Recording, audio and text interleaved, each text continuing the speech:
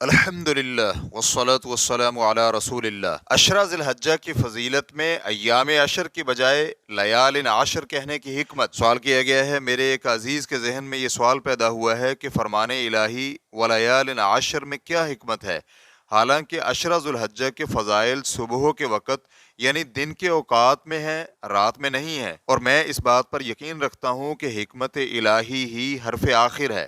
الجواب بعون اللہ سبحانہ وتعالی، فرمانے باری تعالیٰ ہے والفجر ولیال عشر، قسم ہے فجر کے وقت کی اور 10 راتوں کی۔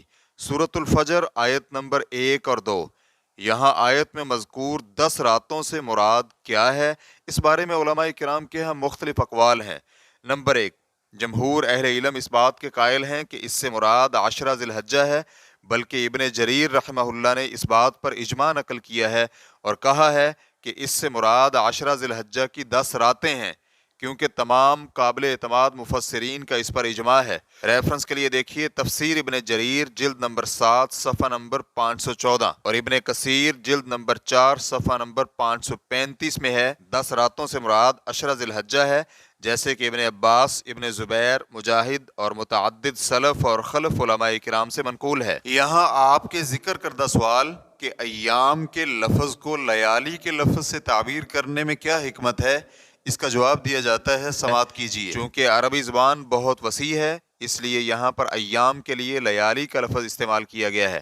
چنانچہ بسا اوقات عربی زبان میں لیالی بول کر ایام مراد لیا جا سکتا ہے، اور صحابہ اکرام اور تابعین اعظام عام طور پر ایام کے لیے لیالی کا لفظ ہی استعمال کرتے تھے، حتیٰ کہ روزے رکھنے کے بارے میں ان کا ایک مقولہ مشہور تھا، سمنا خمسن۔ اس جملے میں خمسن تمیز کی بنا پر منصوب ہے، اور عربی زبان میں خمس مذکر اس وقت بولا جائے گا جب اس کا معدود مؤنث ہو، یعنی اس جملے میں لفظ ایام کو معدود نہیں بنایا گیا بلکہ لفظ لیالی کو معدود بنایا گیا ہے، جو اس بات کی دلیل ہے کہ ایام کی جگہ لیالی کا لفظ استعمال ہوا ہے، اگرچہ روزہ دن میں رکھا جاتا ہے۔ متعدد علماء کرام نے اس بارے میں صراحت بھی کی ہے، جن میں ابن العربی احکام القرآن جلد نمبر 4 صفحہ نمبر 334 میں، اور ابن رجب لطائف المعارف صفحہ نمبر 470 میں شامل ہیں۔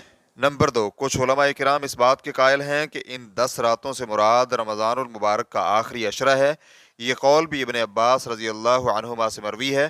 ان کا کہنا ہے کہ اس سے مراد رمضان المبارک کا آخری عشرہ ہے، جس میں لیلۃ القدر ہے۔ اسی کے بارے میں اللہ سبحانہ و تعالیٰ کا فرمان ہے، لیلۃ القدر خیر من الف شہر، لیلۃ القدر 1000 مہینے سے بھی افضل ہے۔